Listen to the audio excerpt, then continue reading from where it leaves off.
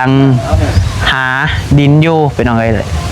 และอยากอยู่ในเมืองแน่บ่อยากอยู่แถวเขตนอกแม่นบ่อยากหับลูกยุงเฮียนใกล้ๆโดยแนะนำเลยดินตอนนี้พี่น้องเนาะเหมาะพี่น้องเลยเหมาะแก่ผู้สร้างครอบครัวจันซะคือ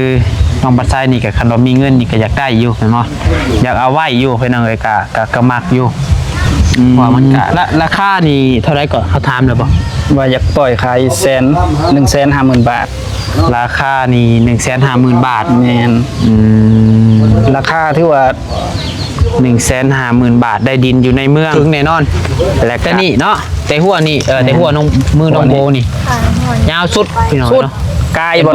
บอลมีหัวหาแหละแม่นกายผู้เฒ่าเสือเขียวกลมๆอยู่โดยประมาณนั้นความยาวพี่น้องเนาะกะความกว้างนี่กะแต่นี่ไปนี่ถามราคาก่อนราคาที่ว่าตั้งไว้อยากขายเท่าใดอยากขายแท้ๆมัน500,000ถ้วนแม่น500,000ถ้วนนี่แหละราคาแบ่งปันน่ะกะความยาวเท่าไหร่ก็ไอ้เอากว้างก่อนเอาความกว้าง21ครึ่งกว้าง21ครึ่งเนาะโดยยาวเข้าไปประมาณ70เมตรประมาณตัวนี้ประมาณ70เมตรเนาะแม่นเอาไม้บัดนี้เริ่มไม้จะได้ก็กว้าง21ครึ่งยาวกว้าง21ยาว70โอเคเนาะพี่น้องเนาะนี่ก็เป็นดินอยู่ในเมืองคือกันพี่น้องเอ้ยตัวนี้เพิ่นกำลังปลูกสร้างพี่น้องเอ้ยทั้งละแวกกะสบายดีเด้อพี่น้องเด้อมื้อนี้กะเฮากะสิได้มาขายอีกแล้วมื้อนี้กะมาขายดินเนาะตอนที่2จากต้นนั้นมาเนาะพี่น้องเนาะกะมีอีกตอนหนึ่งที่เพิ่นอยากขายเนาะพี่น้องเนาะกะใกล้ๆกันนี่แหละแล้วก็แบบติดตัวเมืองมาพี่น้องเลยเนาะดีเด้อสวัสดีทักทายสบายดีเด้อพี่น้องเด้อสบายดีสวัสดีพ่อแม่พี่น้อง FC เบิร์ดสุภูสุคนบุษมองฟุตบอลพี่น้องเนาะว่าซิวฝั่งลาวของไทยและก็อยู่ทางต่างประเทศกับพวกพ่อกันกำลังพัดไซอีกคือเก่าพี่น้องเนาะมื้อนี้ก็บริไปทางใดพี่น้องอยู่แถวบ้านนี่แหละก็พอดีว่าทางเอื้อยเพิ่นอยากขายที่ดินพี่น้องเลยเนาะอยากขายที่ดินอย่างดินมูลบอกเพิ่นเดินแม่นบ่อย่างดินมูลดินมูลเราเกณฑ์ลูกชายเขาเลยได้แบบดินมูลขายกินมักเลยวะมักเลยลูกชายเขามักเลยนี่เนี่ยบ่ได้ว่าแต่ลูกชายเจ้าเฮาก็มักคือกันหยอกพี่น้องหยอกคันว่าเรื่องขายนี่ไผก็มักเนาะแต่คันขายของคนอื่นแล้วกูมีมุงอยู่เลยขายได้เงินเนาะก็หยอกมาขายมื้อนี้พี่น้องมาขายต่อจากคิมเบอรี่พี่น้องเนาะง่ายเพิ่นก็ทายแล้วเทื่อนึงพอดีว่าอันนี้ก็เป็นตอนแรกซะในคลิปน้องปัดไซตอนแรกว่าเพิ่นจะขายมี2ตอนพี่น้องเนาะตอนนี้ก็สิถึงแน่พี่น้องเดี๋ยวสิพา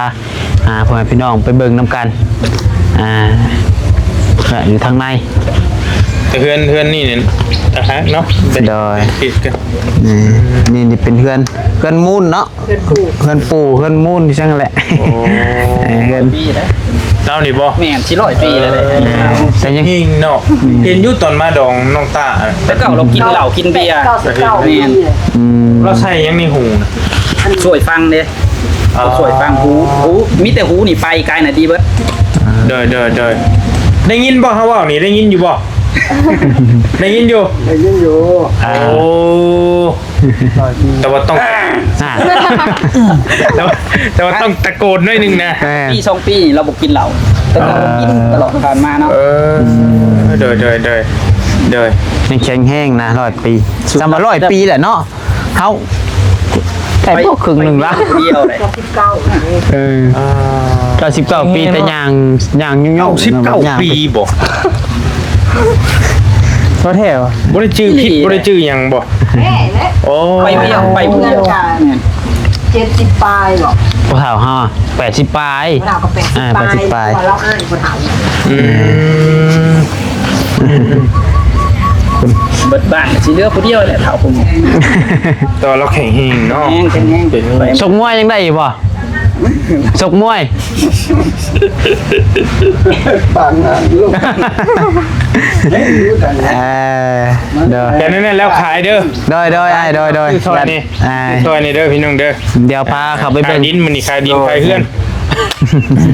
จะนายเพิ่น พาย สิไปเวียกต่อบ่ เอาไปขึ้นเทิงพุ่นก่อนได้นึงแต่ว่าบ่เด้อกับตอนแรกสิมาเวะคือเก่าหั่นแหละมานั่งลิ้นน้ำคือเก่า โดยเดี๋ยวสิอัน คายเพื่อนน้องแค่ไหน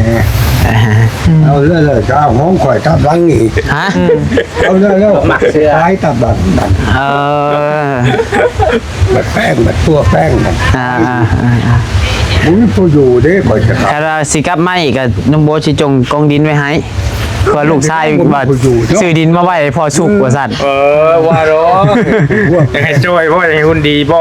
บ่ได้หลอกใช่บ่ได้หลอกอย่างที่วางดีฮะวางดีนั่นแล้วเด้อ โดย สบายดีเด้อไปก่อน โดยเดี๋ยวมื้อแรกเจอกัน นั่นเด้อ โดย ให้ได้ขายไปไว้เด้อได้ปิดไปไว้โดยขอบใจ พี่น้องเพราะว่ามื้อนี้น้องบ่ใส่ก็บ่ได้ออกเวียกทางไกลมื้อนี้เนาะอยู่บ้านพี่น้องเอ้ยไปเดี๋ยวมาเบิ่งดินที่ว่าอ้ายเพิ่นจะขายอ้ายเคยกับเอื้อยอันนี้เป็นตอนแรกเด้อพี่น้องเด้อใช่ตัวนี้เลยบ่แม่นนี่พี่น้องเนาะแต่นี่จำหัวซูมน้ำเด้อน้องเบลซูมให้เพิ่นเบิ่งน้ำนี่เป็นนี่พี่น้องเลยแล้วก็ความกว้างนี่ประมาณเท่าไหร่ก็12 เมตรพี่น้องเนาะสะท้อนบ่12 เมตรยาว28 เมตรยาว28เพราะง่ายก็แต่นี่นะแต่นี่ยาวลงไปพุ่นเลยพี่น้องเอ้ยพาหัวลงไปเลยแม่นทรงสี่เหลี่ยมดินแมนทรงสี่เหลี่ยมเลยบ่มีมุมอื่นเลยบ่ได้โค้งบ่ได้งอเนาะแมนสี่เหลี่ยมเป็นภาพเป็นสี่เหลี่ยมเลยดินนี่อยู่บ้านหยังก็บ้านอุดมมีไซบ้านอุดมมีไซคุ้ม5แมนเมืองอุทุมพรคือว่าอยู่เซโนเฮานี่แหละพี่น้องก็ว่าง่ายๆก็ได้เนาะอยู่เซโนอยู่ใกล้กับโรงเรียนม.ต้นได้เพียงได้บางทีติดจ้ะชีว่าติดก็ติดเลยติดโรงเรียนม.ต้นครับจากโรงเรียนม.ต้นลงมาประมาณ50 เมตรพี่น้องเนาะทางนี่ก็เป็นทางคอนกรีตไปแล้วทางนี่ทางสะดวกสบายบ่มีขี้ตมกันซิมีกับทางเขาเพื่อนนี่แหละนี่ทางเขาเพื่อนตัวเองกะแปลงเอาพี่น้องเนาะคือว่าเพิ่นบ่ค่อยได้อยู่หั่นนะอันนี้ก็ได้เป็นดินว่างเปล่าเนาะยังบ่เคยปลูกสร้างบ่เคยเฮ็ดหยังปะไว้ละบ่ได้เฮ็ดได้หยังเป็นดินแบบว่าเพิ่นแบ่งปันเนาะแม่นดินพอเฒ่าไม่เฒ่าแบ่งปันให้พี่น้องเอ้ยเฮาก็อยากแบ่งปันออกอีกอยากแบ่งปันเพราะว่าเพิ่นมีบ่อนอยู่แล้วเนาะแม่นมีบ่อนอยู่บ่อนพักแต่ตัวนี้ฮะว่าง่ายๆก็อยากแบ่งปันให้ผู้ที่เพิ่นต้องการพี่น้องผู้ที่เพิ่นต้องการอยากปลูกเขื่อนปลูกซ่านคือว่าจะเขียนห้องเทลก็ได้ขนาดนี้เนาะห้องเทลกับมันได้อยู่การเหมาะอยู่พี่น้องเลยเนาะห้องเทลกับคะแนนว่าเห็ดนั่นต้องยาวไปนี้เห็ดยาวเพราะอันยาวเนาะเห็ดยาวแบบของบอกกันเห็ด2 ภาคปีหน้าสิกันเลยก็ได้ก็เห็ด2 สั้นกับ2 สั้นได้พี่น้องเลยก็เห็ดคือเห็ดเทือนคือเป็นบางคนที่ว่ากำลังสั่งครอบครัวใหม่ที่ว่ากำลังหาดินอยู่เป็นยังไงและอยากอยู่ในเมืองเน่บ่อยากอยู่แถวเขตนอกบ่อยากหับลูกยุงเฮียนใกล้ๆโดยแนะนำเลยดินตอนนี้พี่น้องเนาะเหมาะพี่น้องเลยเหมาะแก่ผู้สร้างครอบครัวจังซะคือน้องปัดไซนี่กับคันว่ามีเงินนี่ก็อยากได้อยู่เนาะอยากเอาไว้อยู่พี่น้องเลยก็มักอยู่เพราะมันกะห่างจากเพื่อนน้องปัดไซไปนี่ประมาณบ่ฮอด2-3 ลักแต่กับจากเพื่อนน้องโบน้องเบลนี่ประมาณ5 ลักประมาณนั้นก็เป็นอยู่จุดระหว่างกลางนะระหว่างกลางเลยพี่น้องเลยสะดวกสบายในการไปมาจันซะราคานี่เท่าไรก่อนเขาถามเลยบอกว่าอยากปล่อยขาย150,000 บาทราคานี่150,000 บาทแมน ราคาที่ว่า 150,000 บาทได้ดินอยู่ในเมืองและกากว้าง12ยาว28พี่น้องเอ้ยเนาะประมาณนั้นเพราะว่าทางนั้นก็เพิ่นจะขายพี่น้องเอ้ยอันนั้นดินพร้อมเพื่อนเลย แต่ว่าตัวนั้นครับก็เป็น ของพี่น้อง ของพี่น้องพี่น้องเอ้ยเนาะตัวนั้นก็ผู้ใดที่แบบว่าให้มีเงินแต่ว่าบ่อยากปลูกสร้างใหม่อยากได้ดินพร้อมเพื่อนก็แนะนำหลังนั้นเลยพี่น้องเนาะโปรมักอยู่บ่สมมุติว่ามีเงินตอนนี้ตอนนี้นี่ ก็โอเคนะ โอเค แม่นเขาเงินพอราคาก็โอเคอยู่ค่ะ พอฟังเนาะสำหรับคนงบหน่อยซะแล้ว โดย ประมาณ เพราะมันก็คือว่ามันใกล้โรงเรียนมันสะดวกสบายในการไปมา แม่น ใกล้โรงหมอใกล้โรงเรียนใกล้ชุมชน คนส่งอีกใกล้ๆหน้าทางนี่ โดยติดชุมชนว่าซั่นซะติดชุมชนเป็นยังไง กลางชุมชน ใจกลางเลยนะ โดยเอามีแต่ว่าประมาณนั้นพี่น้องดินตอนนี้สีไว้แน่เพราะว่าน้องปัจจัยสิพาไปเบิ่งอีกตอนหนึงพี่น้องเนาะรายละเอียดก็ถ้าว่าอยากพูดคนอีกกันในคลิปไอรี่เพราะว่าเพิ่นก็ถ่ายก่อนแล้วพี่น้องอันนี้น้องปัจจัยก็สิมารีวิวอีกเท่านึงนะพี่น้องเนาะเผื่อมี FC น้องปัจจัยหรือว่าพระผู้ใหญ่เพิ่นกำลังคิดบางทีเพิ่นอยู่เมืองนอกเพิ่นกำลังคิดอยากกลับมาอยู่บ้านเฮาเพิ่นอยากได้ดินคือกำลังหาดินอยู่อยากได้ดินอยากได้หยังมาปลูกสร้างเรือนอยากอยู่แถวในเมืองว่าซั่นซะเป็นเอาไงก็แนะนำตอนนี้นี่เป็นตอนแรกเนาะพี่น้องเดี๋ยวสิพาไปเบิ่งอีกตอนหนึงเนาะมีอีกตอนหนึงบ่ มี เพราะว่าเพิ่นอยากขาย2ตอนเป็นเอาไงตอนนั้นก็ห่างจากนี่ไปก็ประมาณ200เมตรซะ โดยใกล้ๆกัน 200 ย่างไป แม่นย่างไปก็ ย่างไปก็ได้สอดกัน โอเค ประมาณนั้นเนาะภาษาสั้นเดี๋ยวมันสิข้ามพี่น้องเดี๋ยวไปเบิ่งตอนนั้นเนาะแล้วก็ยังว่ากันอีกเท่านึงเป็นยังไงไปบ่พอจบก็ได้เดี๋ยวจุดได้โอเคพี่น้องเนาะมาอีกวันนี้ก็ฮอดที่ดินอีกตอนหนึงพี่น้องเนาะจะเป็นตอนที่2ตัวนี้เนาะมื้อนี้ก็พาน้องโบมาเป็นเรื่องอย่างเซลล์บ่เซลล์ขายดินคือโปรโมทขายดินพี่น้องเนาะครั้งแรกบ่นี่ แม่น สมมุติว่ามีอัน FC จ้างไปรีวิวเครื่องนี่ไปบ่ ไป ค่าโตเท่าไรค่าโตมีค่าโต ก็ บ่ ตามเวียกนั่นแหละเฮาสิเว้าไปตรงๆมันก็บ่ได้ก็ตามเวียกที่เฮาสิได้รับหันนะว่าสิเป็นเวียกประมาณใดหันนะ ตอนนี้นี่มีค่าโตอะไรคือยัง ยังบ่เป็นคนดังขนาดนั้นเนาะ แม่น นี่แค่ผู้จักกับหลักๆคือเราคือในช่องสายบุญอาจารย์ซาเป็นยังไง โดย ที่ว่าผู้จักน้องโบแต่กับทางน้องบัตแซนนั่นนี่ก็ยังบ่ถึงขั้นว่าเป็นคนดังคนหยังเนาะ แม่น มักเชื่อว่าบ่ได้บางเทื่อมีFC เพิ่นอยากจ้างเป็นรีวิวสินค้านั่นนี่เป็นยังไงเนาะคือว่ามีตัวอย่างว่าน้ำยาล้างจานบ่สินะ เป็นพรีเซนเตอร์อะไร เป็นพรีเซนเตอร์ แม่น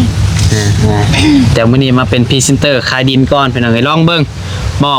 ออกมาหาประสบการณ์ใหม่ๆอย่างเนาะเพราะว่าอยู่แต่เฮือนหลายก็คือเห็นนั่นแหละพี่น้องเนาะเอามาเข้าเรื่องกันบัดนี้คืออีกตอนนี้เดี๋ยวเราเป็นตอนที่2 ตอนที่2แม่นพื้นที่ก็สิกว้างกว่าตอนนั้นหลายเลยแหละเพราะว่า หน้าใส่กล้องปิดก็ได้ ความกว้างหน้าทาง21ครึ่ง โดย 21ครึ่งความกว้างหน้าทางยาวเข้าไปอีก70 โดย ประมาณ70เมตรบวกลบประมาณนี้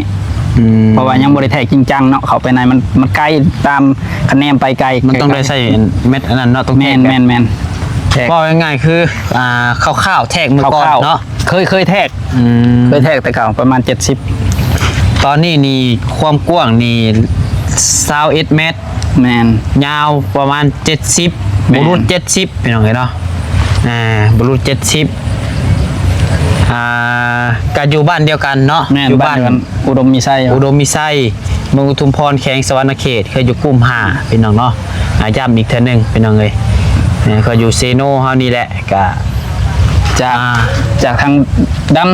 โดย ำทางยางซะเนาะ จากทางยางมาทางอัน ประ คอ มาณ นกรีตมา แม่น เข้ามานี่ประมาณ100 เมตร 100 เมตร สั่นซะ แล้วก็ทัดออกไปแม่นทาง เลข 13 ไต่ทางหลวง13 ไต่เลย โดย เอาเนี่ยไปเห็นหลังรถแล่นไปแล่นมาตลอด ก็เห็นฮอดป้ายเห็นบ่อุทุมพรเห็นบ่แนมไปก็เห็นพี่น้องเนาะอุทุมพรเขาห้านน้องเบลเคยเฮ็ดเวียกอยู่หั่นพี่น้องเอ้ย อุ เนาะ ทุมพรปตทคงเฮียน แม่นคือว่าห้านเอ้ยบอบบี้กันนี่เลยแหละพี่น้องเอ้ยบางเทื่อเอ้ยบอบบี้เพิ่นเห็นเพิ่นอยากได้ดินอยากเฮ็ดธุรกิจทางเอ้ยน้อยก็มาเบิ่งได้เด้อ บางเทื่อเพิ่นเบิ่งคลิปอยู่เด้คือว่าอยากซื้อให้ลูกไผ่บ่กับน้องชายน้องสะใภ้กับน้องชายก็มาเบิ่งได้เนาะ แม่น ที่ดินก็ใกล้กับสันซะพี่น้องมันอยู่ในใจกลางเนาะ แม่น ติดกับ ใจกลาง ตัวเมืองเซโนตัวเมืองเซโน ไฟน้ำสะดวก นำไหล แม่น ไฟสะดวก แต่ว่าคือว่าแหละเซโนเฮาต้องเจาะบาดาลดีสุด เพราะว่าเซโนเซโบมีน้ำเด้โอเคมันต้องได้เจาะเนาะส่วนหลาย ไฟ ว่าคือต้องนำบาดาล แมนสัญญาณอินเทอร์เน็ตบ่ต้องห่วงฮอดคนเฮาต้องอยู่อินเทอร์เน็ตคุมื้อนี้ โดย แม่นมันลบ คือว่า ได้ ง่ายๆนี่บอนนี่มันกำลังเป็นแบบหมู่บ้านเนาะกำลัง แม่นหมู่บ้าน เริ่มปลูกสร้างเป็นหมู่บ้านอีกหมู่บ้านหนึ่ง มันเป็นบ้านเบ่แหละนี่ อันนี้ก็เฮือนคนคะแนนไปไกลๆเฮือนเบ่แหละแถวนี้เบิ่งคือมีป่าได้แต่ว่าเป็นเฮือนคน แต่ว่าเป็นพื้นที่แบบว่าพื้นที่ส่วนตัวกว้างเขายังบ่ทันแบ่งขายอะนะคือนี่แหละ เดี๋ยวน้องบัตรสิบินโดนให้เบิ่งอยู่พี่น้องเนาะอันนี้ให้มาฟังข้อมูลนำการก่อนพี่น้องเนาะรายละเอียดคือว่าผู้ใดที่สนใจพี่น้องเนาะก็มาเบิ่งได้บ่มักบ่เอาก็บ่เป็นหยังมาเบิ่งซื่อๆก็ได้นะ เบิ่งซื่อๆก็ได้ มาเบิ่งซื่อๆก็บ่ให้บ่เครียดกันพี่น้องเอ้ยเพราะว่ามันก็แล้วแต่ผู้มักเนาะเบิ่งลม อากาศ เย็น ดี สบายอากาศดีว่าง่ายๆกับผู้ใดแบบมักเคลื่อนสวนเนาะ แม่น แบบว่าอยู่ให้อยู่สวนพี่น้องเอ้ยแบบ อ บ่ ยู่ มัก สวนแต่อยู่ในเมืองแม่นอยู่สวนแต่อยู่ในเมือง บ่มักความวุ่นวายคือว่าสงบดีนะพี่น้องเอ้ย สงบแต่สะดวกแม่น สงบแต่สะดวก ว่าง่ายๆรวมๆคือสบายที่ดินนี่บ่แม่นที่ดินอย่างเป็นที่ดิน มันเป็นที่ดินบ่มีปัญหาหยังบ่มีปัญหาอยากขายออก ย้อนว่ามีความจำเป็น ผม เนาะ จะเป็นเนี่ยอยากใช้แน่ อยากใช้เงินพี่น้องเอ้ย ใช้เงิน ว่าง่ายๆ เพราะว่าคันมีเงินเฮาต้องใช้เงิน ได้ แม่นตอนนี้บ่มีเงินก็เลยบ่ได้ใช้เงิน บ่มีเงินเลยต้องได้ขายดิน เลยใช้เงินไปใช้ประมาณนั้นพี่น้องเนาะก็ดินตอนนี้นี่มันสิเป็นซองเจ้าเด้อเพิ่นเด้อเป็นของสองเอ้ยน้องเนาะเป็นดินเอื้อยกับดินน้อง แต่ว่าดินน้องนี่บ่ขายสิขายดินเอื้อยอยากขายว่าซั่นซะนี่ภาคนี้เด้อเพิ่นเด้อนี่ภาคเบื้องนี้เดี๋ยวเพิ่นจะขาย อันดินเอื้อยดินน้องนี่แบ่งกันแล้วอันจริงหลายเป็นซอยเอ็ดบ่แม่นว่าทั้งเอื้อยทั้งน้องได้ทั้งหมด43เมตร44ปลายเมตรนี่แหละแล้วมาหารกันแล้วตกอยู่ประมาณ21ครึ่งแหละประมาณนี้ เป็นดินช่องเอ้ยน้อง แต่ว่าเพิ่นแบ่งกันเรียบร้อย แม่น เนาะแต่ว่าบัดนี้เอื้อยอยากขายย้อนว่ามีความจำเป็นอยากใช้เงินคือว่านั่นแหละมาเดี๋ยวพาย่างมาเบิ่งนี่พี่น้องเนาะแต่คือว่าฟืนไฟนี่สะดวกสบาย สะดวกนี่แหละ มา เสาไฟ ทางเข้ามานี่กับสบายนะคันพ้นตกกับบ่ต้องญาติว่าผู้ใดมีรถใหญ่บ่มีโฟวินกับบ่ต้องญาติ แม่น เข้าถึงแน่นอนแต่นี่เนาะแต่หัวนี่แต่หัวน้องมือน้องโบนี่ยาวสุดพี่น้อง สุด เนาะ กายบอลมีหัวหาแหละ แม่นกายผู้เฒ่าเสือเขียวก้มๆอยู่ โดยประมาณนั้นความยาวพี่น้องเนาะกะความกว้างนี่กะแต่นี่ไปจนผู้นี่ยังพี่จนฮอดพี่อย่างเนาะ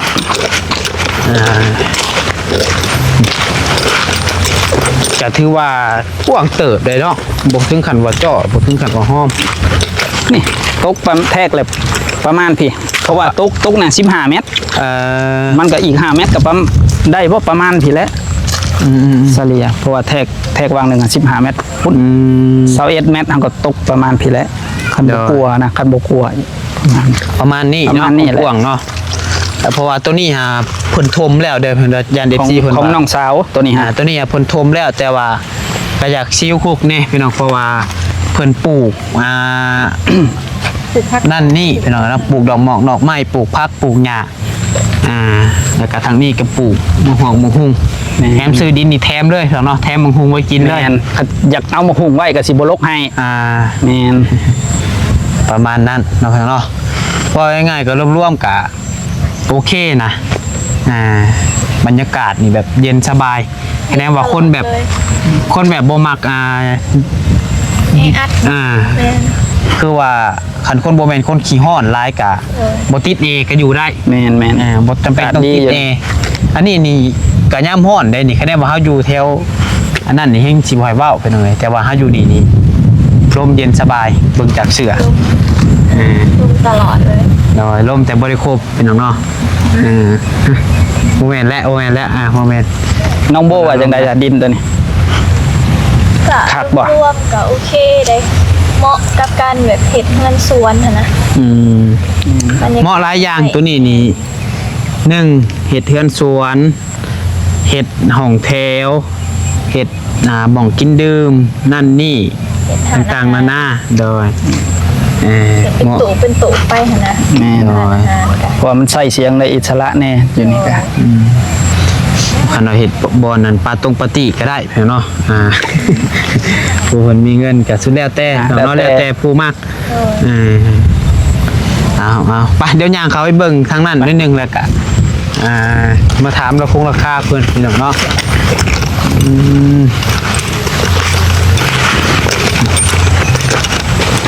ถือว่าเหมาะนะแต่คะแนนว่าน้องปัจจัยมีเงินห่อน5-6 แสนที่ว่านั่นนี่ก็จะได้อยู่เป็นยังไงเนาะมีเงินพอสวนเพิ่นนั่นนี่ครับรวมๆคือหมักว่าซั่นซะมันก็บ่ถึงขั้นว่าอยู่เขตนอกแล้วก็บ่อยู่ในเมืองเกินไป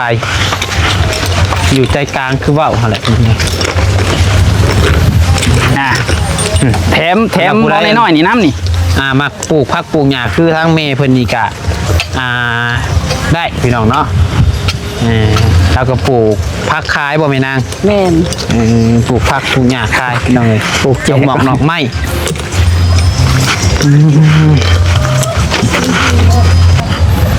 โอเคพี่น้องว่าสิพาย่างไปเบิ่งหันกับเสียงเพลงเพิ่นเปิดเพลงพี่น้องกันใกล้เนาะก็ว่าง่ายๆก็คือรวมๆก็โอเคเนาะเนื้อที่สถานที่ก็คักพี่น้องเอ้ยเนาะในบัดนี้ถามราคาก่อนราคาที่ว่าตั้งไว้อยากขายเท่าใดอยากขายแท้ๆมัน500,000ถ้วนแม่น500,000ถ้วนนี่แหละราคาแบ่งปันน่ะตัวนี้เพราะว่าอยู่กับเอาตามแท้อยู่กับบ่ฮู้ว่าสิมีเวลามาอยู่มายังบ่ว่าอยู่นั่นก็มีบนอยู่เด้เนาะอยู่นั่นแน่คือนี่ก็เที่ยวมาเป็นเดือนนึงจึงมาจอบเทื่อนึงมันบ่ค่อยมีเวลาไปมาเพราะว่าอยู่เพิ่นก็เป็นพ่อค้าเนาะแม่นเมียเพิ่นก็เป็นพนักงานนะเพิ่นก็บ่ค่อยได้ออกมาเนาะง่ายๆก็ได้บ่ค่อยมีผู้ใดสิมาบรบัดมันแล้วก็เลยอยากขายประมาณนั้นพี่น้องเอ้ยเนาะมีแต่ว่าถ้าหากว่ามีพ่อแม่พี่น้อง FC ท่านใดสนใจระหว่างตอนที่1กับตอนที่2ก็ติดต่อมาได้เด้อเพิ่นเด้อติดต่อมาหาทางน้องบัดไซคือว่าติดต่อหาทางไอเคยเพิ่นก็ได้ที่เบอร์9666963ย้ำ9แล้วก็6 4โตลงท้ายด้วย96396666แม่น963แม่นเขาติดต่อมาหาทางน้องบัดไซทางไลน์ทางเฟซทางไลน์ก็ได้พี่น้องเนาะประมาณนั่นแหละซะพี่น้องผู้ใดที่สนใจก็มาเบิ่งมาร่วมกันตัวจริงก็ได้เนาะเรื่องราคาก็อาจสิลดได้อีกอยู่บ่ มันก็จำสุดๆแหละราคานี่คันเทียบพื้นที่ เพราะว่าคันเทียบใส่เขาต้องเบิ่งเนาะสถานที่โดยอ้อมสิ่งแวดล้อมพนาเพราะสิ่งแวดล้อมมันสะดวก1ความสะดวก2ความเข้าถึงความสะดวกอีกชั้นหนึ่งนะก็คือไปนั่นไปนี่สะดวกแม่นมันก็เลยแม่นราคาจำเลยกับ3ก็สามารถต่อยอดได้แม่นเจ้าสิต่อยอดเฮ็ดหยังบริหารแม่นว่าไงก็500,000 บาทพี่น้องเอ้ยแต่ว่ามันก็เฮ็ดได้หลายอย่างไฟสว่างพี่น้องเนาะ อินเทอร์เน็ตก็เพิ่นมันอยู่ใจกลางเมืองก็ว่าแม่นเนาะใจกลางเมืองอยู่ใกล้โรงเรียนใกล้โรงหมอใกล้ห้านค้าหลายๆอย่างใกล้ปั๊มใกล้ปตท.ใกล้ทุกอย่างพี่น้องเนาะสมมุติว่าเป็นแม่นรวมๆคือสบายแม่นตลาดอีกเนาะใกล้ตลาดอีกตลาดใกล้ๆนี่สมมุติว่าปลูกผักปลูกหญ้าขายขึ้นแล้วนี่เอาไปขายตลาดยางไปก็ได้พี่น้องเอ้ยยางไปขายอยู่ตลาดก็ได้ยางก็บ่ขี่รถซะเอาบางเทื่อปลูกเพิ่นบ่มีรถมีล่างได้ก็ได้อยู่พี่น้องจากแต่นี่แต่เฮือนไปบ่ไกลตลาดประมาณลักหนึ่งเพราะว่านั้นต้นไม้บังซื่อๆแถวนี้โดยแม่นพื้นที่นี่ต้นไม้ยังอุดมสมบูรณ์หลายเพิ่นบ่ตัดมันก็เลยมีลมเย็นนี่ตลอดพื้นที่ประเมินตามสิ่งแวดล้อมนำแม่นสิ่งแวดล้อมความเข้าถึงความสะดวกพี่สังหลายอย่างความสะดวกนี่แหละสำคัญที่สุดสำหรับการซื้อดินนะพี่น้องประมาณนี้เบ้เดี๋ยวให้น้องเบลมาลองเป็นเซลล์วันนึงมานำกันเลยพี่น้องแต่ว่าน้องเบลไปซ้ายได้มาสบายดีเด้อสบายดีเด้อลองเบิ่งลองโดยสบายดีหอบเด้อพี่น้องเด้อเนาะมื้อนี้กะเฮามาขายดินตอนที่2พี่น้องถัดจากดินเมื่อกี้นี่พี่น้องเอ้ยกะความยาวเท่าใดก็ไอ้เอากว้างก่อนเอาความกว้าง21ครึ่งกว้าง21ครึ่งเนาะโดยยาวเข้าไปประมาณ70เมตรประมาณตัวนี้ประมาณ70เมตรเนาะแม่นเอาไม้บัดนี้เริ่มไม้เท่าใดก็กว้าง21ครึ่งยาวกว้าง21ยาว70โอเคเนาะพี่น้องเนาะนี่ก็เป็นดินอยู่ในเมืองคือกันพี่น้องเอ้ยตัวนี้เพิ่นกำลังปลูกสร้างพี่น้องเอ้ยทั้งละแวกแถวดินนี่ก็เพิ่นก็ค่อยๆปลูกสร้างไปเทเล็กเทน้อยพี่น้องเอ้ยแต่ว่าดินในแถวนี้จะเย็นเป็นพิเศษพี่น้องเอ้ยเพราะต้นไม้ใบหญ้าเพิ่นหลายแห้งพี่น้องเอ้ยถ้าว่าใครสนใจก็เหมาะพี่น้องเอ้ยการปลูกสร้างหรือว่าเฮ็ดธุรกิจนี่ก็ดีคือกันพี่น้องเพราะว่าใกล้โรงหมอใกล้ห้านขายเครื่องใกล้ตลาดใกล้ทุกสิ่งทุกอย่างเลยพี่น้องเอ้ยเพราะว่าอยู่ในใจกลางเมืองพี่น้องเอ้ยถ้าว่าใครสนใจก็สามารถติดต่อมาหาทางบ่าวพัดไซได้เด้อพี่น้องเนาะสำหรับคลิปนี้ก็มีแต่ซ้ำนี้พี่น้องเอ้ยแต่ว่าอยากขายเท่าใดก็ให้ราคาตั้งไว้แม่น500,000ราคาแบ่งปันเลยตัวนี้ราคา500,000 บาทพี่น้องเอ้ย500,000ทวนๆเลยพี่น้องเอ้ยราคาแบ่งปันกันพี่น้องเอ้ยดินกว้างพี่น้องดินงามพี่น้องเอ้ยใครสนใจก็สามารถติดต่อได้เด้อพี่น้องเนาะหรือว่าขึ้นกับลมก็อีกบ่ฮู้ว่าขึ้นกับเมียอีกเพิ่นสิรุดหรือแนวใดก็ตามใจเพิ่นสิรุดได้อยู่แม่นถูกใจก็แบบแม่นก็ถือขอต่อก็รุดก็ถือข้อกันกะสิได้อยู่ค่าน้ำมันเนาะแม่นตัวนี้เนาะถ้าว่าใครสนใจอยากมาเบิ่งตัวจริงก็สามารถติดต่อมาได้พี่น้องก็จะพามาเบิ่งเลยพี่น้องเอ้ยเห็นตัวจริงเลยนี่ดินก็บ่ไกลติดทางหลวงใหญ่อีกพี่น้องมาสะดวกอยู่ดอกมาเบิ่งบ่ยากแม่นใกล้ๆพี่น้องเอ้ยน้องโบบ่ให้น้องบ่ได้บ่ต้องเลยน้องมาเป็นเซลล์มือนึง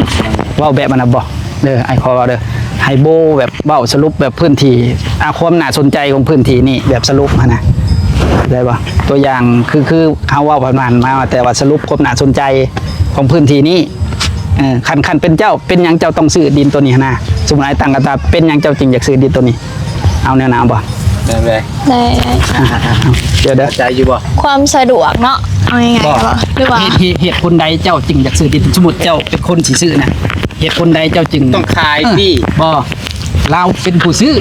ตอบในฐานะคนที่ซื้อดินคอยมีเงินโทรมาซื้อแล้วดีๆเนาะแบบเขาตอบเนาะเป็นยังเขาจึงอยากซื้อดินตอนนี้เป็นยังเจ้าคือตัดสินใจซื้อดินตอนนี้เอาไม่นาว่าเอาสรุปแบบแต่ลองเบิ่งก็ได้ว่าเป็นยังออกมาเปลี่ยนบรรยากาศเป็นยังไงเลย เอากะสบายดีเด้อพี่น้องเด้อมื้อนี้กะเอากะสิได้มาขายอีกแล้วมื้อนี้กะมาขายดินเนาะตอนที่2จากตัวนั้นมาเนาะพี่น้องเนาะกะมีอีกตอนหนึ่งที่เพิ่นอยากขายเนาะพี่น้องเนาะกะใกล้ๆกันนี่แหละแล้วกะแบบติดตัวเมืองในใจกลางเมืองเลยกะว่าได้เนาะพี่น้องเนาะความกว้างนี่กะประมาณ21ครึ่ง21เมตรแล้วก็ความยาวประมาณ70พี่น้องเนาะถ้าว่าใครสนใจกะติดต่อมาทางบ่าวพัดไส้ก็ได้นะพี่น้องเนาะก็ได้โดยติดต่อทางน้องโบยังก็ได้นะพี่น้องเนาะถ้าว่าใครสนใจความคิดของน้องโบเนาะค่ะสมมติว่าได้ดินตอนนี้เนาะกาสิ่งหลักๆก็คือสิ่งแวดล้อมสะดวกสบายและก็ฟืนไฟนำในหรือว่าการสัญจรก็โอเคพี่น้องเนาะถ้าว่าน้องโบได้ดินตอนนี้มานะความคิดของน้องโบเนาะก็เพราะว่ามันก็โอเคเลยนะสำหรับน้องโบเองก็แบบสะดวกนะพี่น้องเนาะคันสิว่าอะไรก็ซื้อดินนี่ก็เขาก็ต้องเบิ่งความสะดวกและก็ความไปมาสะดวกบ่น้ำฟืนไฟอีหยังเนาะพี่น้องเนาะก่อนเฮาสิตัดสินใจซื้อดินตอนหนึ่งนะคะพี่น้องเนาะเขาก็ต้องเบิ่งทำเลหรือว่าเบิ่งการไปมามันเป็นจังใดหั่นนะพี่น้องเนาะและก็ความสะดวกนั่นแหละเอาง่ายๆกะโดยถ้าว่าใครสนใจก็ติดต่อมาได้นะพี่น้องราคานี่ก็ประมาณเท่าไหร่ก่อนประมาณ500,000 บาทเด้อพี่น้องเด้อมีทอนซะเขาเอาถือขอกะอาจจะมีรุดพี่น้องเลย มีทอนได้พี่น้องเลย ซื้อขายเฮาก็ต้องโดยเบิ่งกันตัวจริงถ้าว่าใครสนใจอยากมาเบิ่งตัวจริงกะนัดเพิ่นได้เนาะมาเบิ่งตัวจริงได้เด้อพี่น้องเด้อสะดวกแม่นทางสะดวกสบายทางบ่เปื้อนติดทางยางดำเลยพี่น้องเด้อสิมันเบิ่งอยู่นี่แล้วก็ไปนั่งลงอยู่อเมซอนก็ได้ไปนั่งตากเอาตามสะดวกเลยพี่ แม่ น้อง นสิลมอยู่อะไรก็ได้ดินก็ถือว่าโอเคสำหรับน้องโบเองกันพี่น้องเลยถ้ามีเงินก็ว่าอยากได้อยู่ ติดที่บ่มีแล้วพี่น้องเอ้ยเนาะโดยแต่แรกผู้ใดสนใจก็ติดต่อมาเนาะโดยติดต่อมาทางไอพัดไซก็ได้โดยประมาณนั้นติดต่อไปก็ได้ในนี้พี่น้องเลยถ้าว่ามีเฟซมีไลน์พี่น้องเลยจะพิมพ์ให้เลยก็ได้ใครให้คอยบ่เลยน้องโบจบเลยนะจ๊ะไปสำหรับคลิปนี้ก็บ่มีหยังหลายพี่น้องก็คือมาขายที่ดินพี่น้องเลยถ้าว่าใครสนใจก็สามารถทักมาได้เด้อพี่น้องบ่ทางเซาเบลทางบ่าวพัดไซหรือว่าน้องโบหรือว่าทางอ้ายเพิ่นก็ได้พี่น้องเพิ่นจะฝากเบอร์ไว้ในคลิปทางบ่าวพัดไซเลยพี่น้องเลยไปสำหรับคลิปนี้ลาเลยเด้อสบายดีไปเด้อ